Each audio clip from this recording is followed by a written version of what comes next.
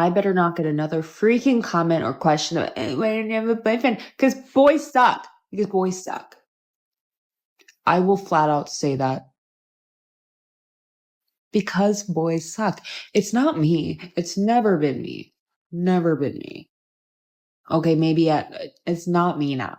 It's not. It's really not. And I'm not willing to settle for anything less than what I deserve, which is the best. And not the best. It's nothing crazy. It's just common decency. A good guy. A man. That's what is that so hard? No. Men don't suck. The thing is, women never use logic when it comes to attracting men. They think that they're just going to put themselves out there and men are going to bow down to their emotions and to their needs and their wants and all of this stuff. But you have to understand, you don't know how to get a guy because you're not worried about how do I attract a guy. So is it that the men suck or is it that you have no game? See, she's saying that she's looking for these things that aren't hard to come by, right? She's just looking for common decency, a good guy, a man, right? They're everywhere. But the men that would actually be decent for you and treat you well, they don't have enough of this, they don't have enough of that. You know the same song and dance, so here you are. Why are they always complaining when there's a male loneliness epidemic?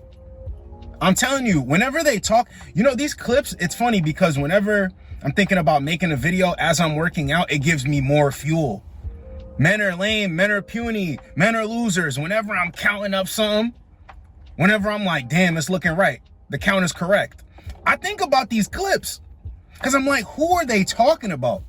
And I know other men are right along there with me, counting up, saving, body on point, no car payment, credit's good. Getting more offers for things, you're just dodging it like, nah, I'm good where I'm at. Because your life is in order. Who are all these losers? You know who the losers are? The men that they're attracting. And this is the crazy part. The men that want to do well, that want to pour into them, they look at them like they're losers. Crazy. So yes, men are right to be selective. Men are right to ignore women. They really are. I'm only going to give a certain caliber of woman my attention, and no, not her looks, her actions, how she carries herself. Because that's going to tell me everything I need to know. Listen, I'm going to give you a piece of advice that you didn't ask for as a 45-year-old single woman with children. When you're dating, you need to pay attention to a couple things. Number one, your intuition. Your intuition is always right. Don't gaslight yourself to think that it's not your intuition. Your intuition is always right. And if I would have listened to my intuition, I would have got myself out of a lot of bad situations.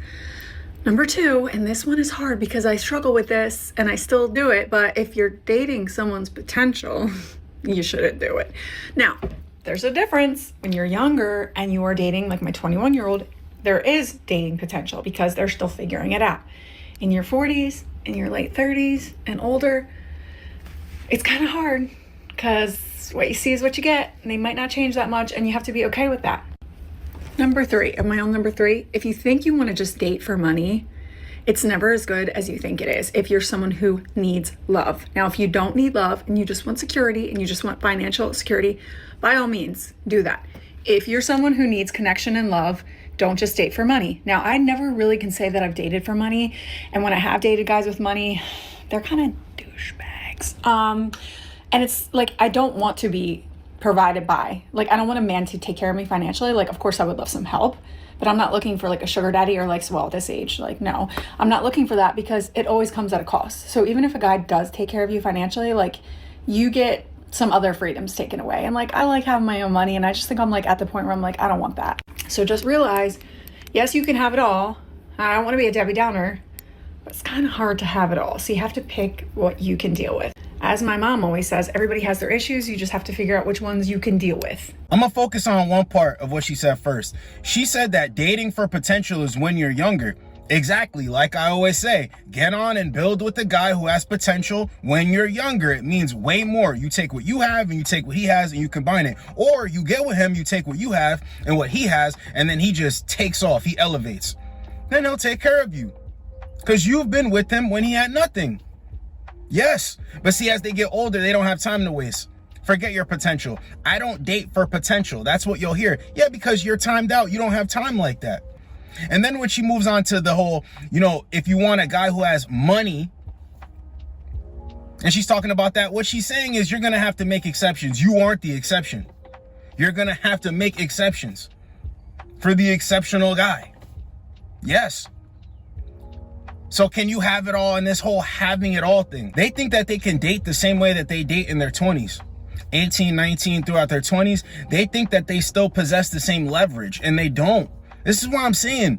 Whenever women are older complaining about the dating market, it's kind of like, not that you feel sorry for them, but you're like, damn, you really don't see it. You really don't get it. You wasted your time.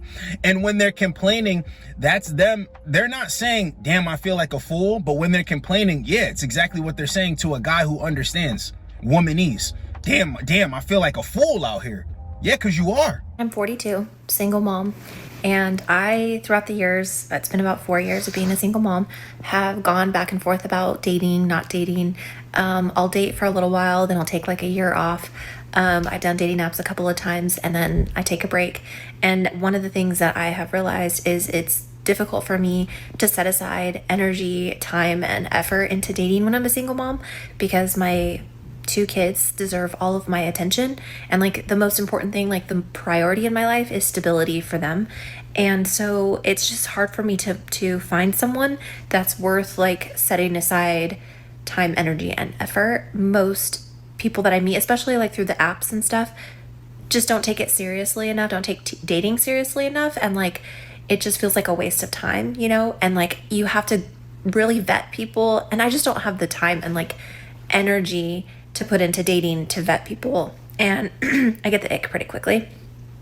And so so I've just I'm in this phase right now where I'm like, okay, I'm not dating, I'm just focusing on my kids. Like, my purpose in life is them, like they are the most important thing to me, and dating is just like, well, maybe if I meet the right person kind of thing, but it's definitely not like necessary or needed in my life. But would it be nice to find someone decent who's kind-hearted, who understands like what it's like to be a single parent? Yeah, sure. It would be nice to find that. But at the same time, it would take someone really patient who's willing to just get to know each other really well first. And I just haven't been able to find that yet. So they think that they have the option to come back out here, return to dating or not. When she said, as a mother, the most important thing is her kids and the stability.